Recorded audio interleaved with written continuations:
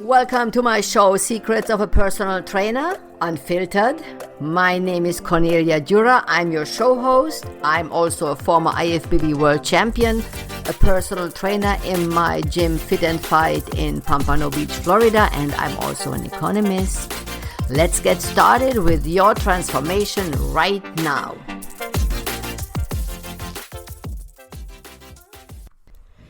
Episode 49, Working Out with Multiple Sclerosis. So today I'm not alone. Normally I do the podcast alone. Today I have a guest. Like previously in my radio show on WNN, when I always had guests and I had the most fun being live on air. This is kind of live for me. And with the guests, it's much easier to fill the time because it's not just me talking, it's the customer, the client talking too. So we have a serious topic today, is multiple sclerosis, MS. And we have a customer at Fit and Fight Gym. We know her since 17 years now. And while she was working out here, she got a diagnosis. And her name is Beth. Welcome, Beth, to my health and fitness show. And hi, Connie. Hi, Beth. So, when you got the diagnosis, and she was Thai boxing here, so this is how we got to know each other before the diagnosis. When you got the diagnosis that you have MS, what was your first reaction? I was in complete shock. I was in the best shape of my life. Physically in the best shape of my life, and I just could not accept the fact that they were telling me I had MS. So I had woken up in the middle of the night with pain in my groin area, and we called the doctor when they opened the office in the morning. He said to come in. I did. He said, Beth, you're just not a complainer. I think you need to go to the emergency room, which I did. And the pain kept getting worse and worse. And then I was having problems, urinary problems. And then they ended up checking me into the hospital. They did an MRI. They came back to me and said, you have MS. Oh, and my I was God. in complete shock. It just came. You never thought about it. You never even thought about it. How old were you when you got the diagnosis? I was 47. That's young. An interesting thing about 47 was my birth mother had died at 47. So when they told me I had MS, I thought that was it. I was going to die. I knew nothing about MS. Yeah. And now that I'm 17 years in, I realize that it's not a death sentence, but it is very important to move. I know that. So that came into your life. What did you change after the diagnosis? Well, I was already very strict about working out, and at the time That's good. Yes, I had just gotten my 3rd degree black belt, so I knew it was very important to keep moving, and actually the neurologists and doctors all told me that the reason why I pulled through this because it ended up that I had a weird case of MS. They said because I was in such good shape, it helped me through the whole attack.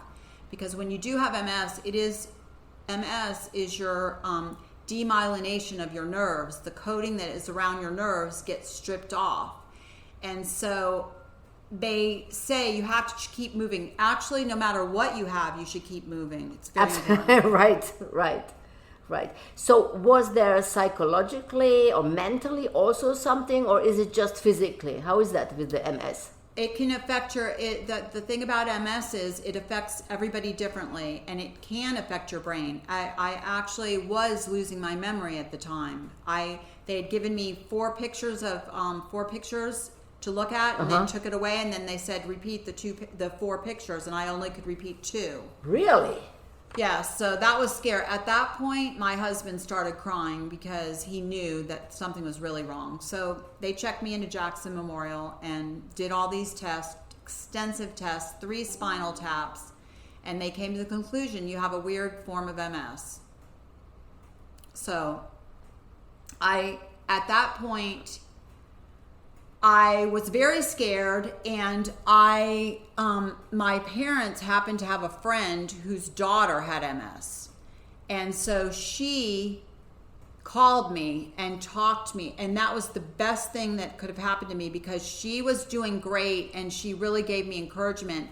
And that's why I feel it's very important that I tell people that if I find out they have MS, I am totally okay to talk about it, and I try to help people to keep going. Love it. That is so important, that when somebody has an illness and you can fight it, you found a way how to deal with it. It is so important not to stay quiet.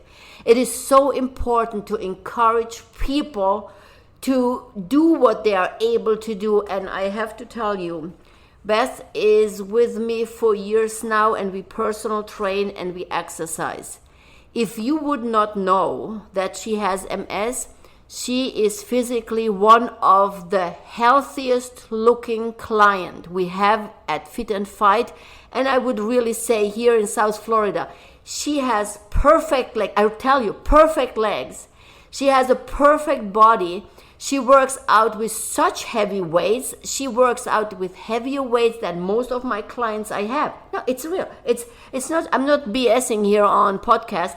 If you want to see her, you come to the gym when we work out and you take a look. Nobody would even think about that she has an illness. That's how great she looks. She is always in a good mood. By the way, I told her 2 weeks ago that I don't believe that she has MS. Because there is zero symptoms. She works out with heavy weights. She looks great. She feels good. So nothing what I would say there is something coming up in the future. Now, I have one more question, and I love it that you talk so much, because normally it's always me who's talking so much.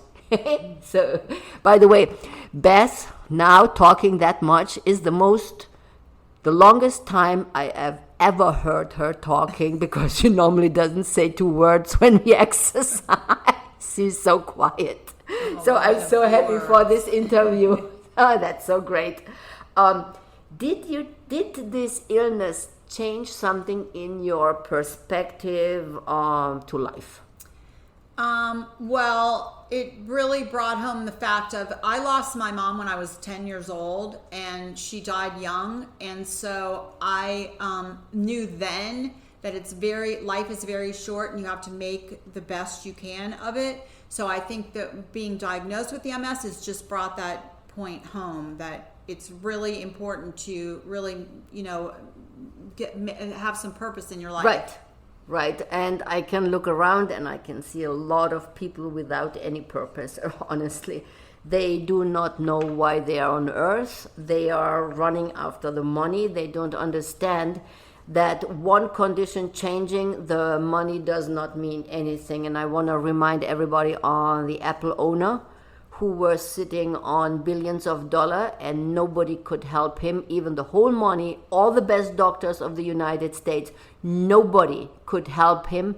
So he died with 50, with having billions and billions of dollars on their bank account. So this is why it's so important to live today and realizing what is really important to you in life, not in 10 years when you maybe retire.